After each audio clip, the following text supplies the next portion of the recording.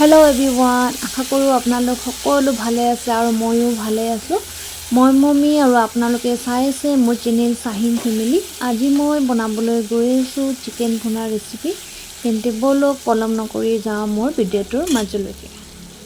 ইয়াতে মই আধা কেজিমান ব্ৰইলাৰ ভালকৈ পৰিষ্কাৰ কৰি ধুই লৈছোঁ আৰু দি দিছোঁ ইয়াত পিঁয়াজৰ পেষ্ট অকণমান, কেঁচা জলকীয়াৰ পেষ্ট অকণমান, আদা আৰু নহৰু পেষ্ট আৰু অকণমান হালধি গুড়ি আৰু লগতে আন্দাজমতে অকণমান নিমখ। আৰু এতিয়া মই ভালকৈ এইখিনি মিক্স কৰি লৈছোঁ আৰু ভালকৈ মিক্স কৰিছোঁ যাতে চাৰিওফালে মছলাখিনি লাগি যায়। আৰু এতিয়া দি দিম মই ইয়াত অকণমান সৰিয়হৰ তেল আৰু ভালকৈ এইখিনি মিক্স কৰিম এনেকৈ। আৰু এয়া হৈ গ'ল আমাৰ মিক্স কৰাই, আৰু এতিয়া মই এইখিনি 20-25 মিনিটৰ কাৰণে ঢাকি থৈ দিম মেগনেট হ'বলৈ।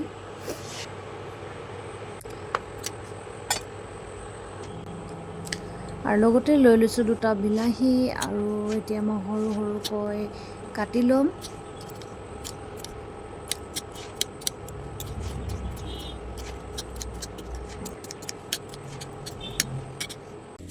এতিয়া মই এটা কেৰাহীত তেল গৰম কৰি লৈছোঁ আৰু পিঁয়াজখিনি মই এনেদৰে ভাজি আছোঁ অলপ দেৰি ৰঙা হোৱালৈকে, বৰ বেছি ৰঙা নকৰোঁ।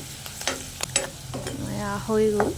আৰু এতিয়া ইয়াতে দি দিছোঁ কেঁচা জলকীয়া। আপোনালোকে যদি জ্বলা খাব বিচাৰে বেছিকৈ জ্বলা দিব পাৰে। আৰু লগতে দি দিলোঁ তেজপাত দুখিলা আৰু আদা পেষ্ট আৰু এয়া নহৰু পেষ্ট দিলোঁ আৰু হালধি গুড়ি, জিৰা গুড়ি, ধনিয়া গুড়ি আৰু এয়া দি দিছোঁ জলকীয়া গুড়ি।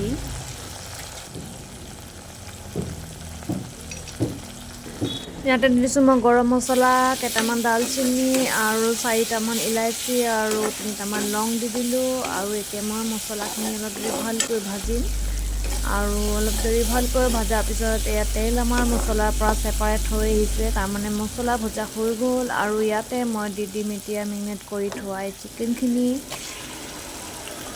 আৰু এতিয়া ভালকৈ ভাজিম এইখিনি।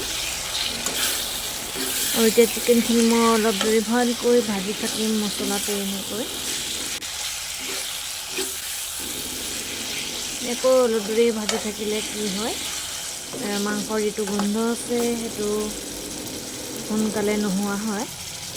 আৰু এয়া ঢাকন মাৰি দিছোঁ এতিয়া, আৰু এবাৰ মই এইখিনি ভালকৈ লৰচৰ কৰি দিম।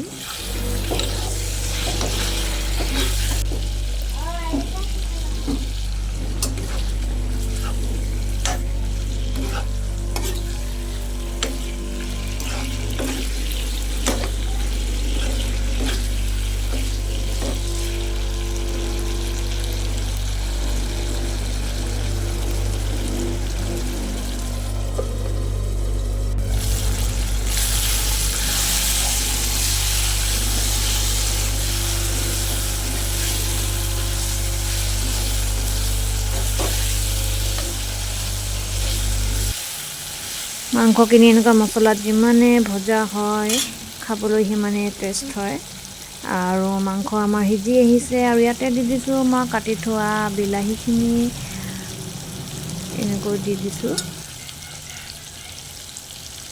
আৰু লগতে দি দিছোঁ মিট মছলা।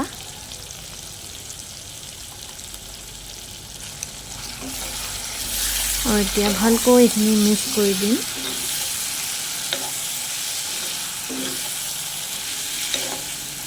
মাংসখিনিত মই এবাৰো কিন্তু পানী দিয়া নাছিলোঁ, এনেকৈ মছলাতে ভাজিছিলোঁ। আৰু এতিয়া মই বিলাহী দিলোঁ আৰু বিলাহীৰো পানী অকণমান ওলাব, কিন্তু হ'লেও মই অকণমান পানী ইয়াত এড কৰি দিছোঁ। আৰু এতিয়া অকণমান ভালকৈ মিক্স কৰি ঢাকন মাৰি দিম।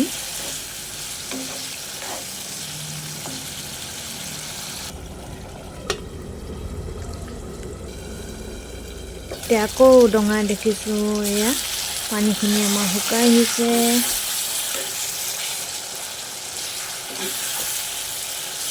আৰু আমাৰ ৰেচিপি ৰেডি হৈ গৈছে। আৰু আমাৰ ৰেচিপি ৰেডি হৈ গ'ল। মোৰ এই চিকেন ভুনা ৰেচিপিটো যদি চাই ভাল লাগিছে তেন্তে লাইক এটা, কমেণ্ট আৰু শ্বেয়াৰ কৰিবলৈ নাপাহৰিব।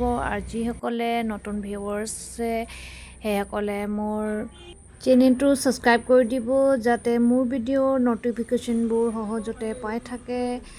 আৰু তেন্তে আজিলৈ ইমানে, নেক্সট ভিডিঅ'ত পুনৰ লগ পাম। Bye bye.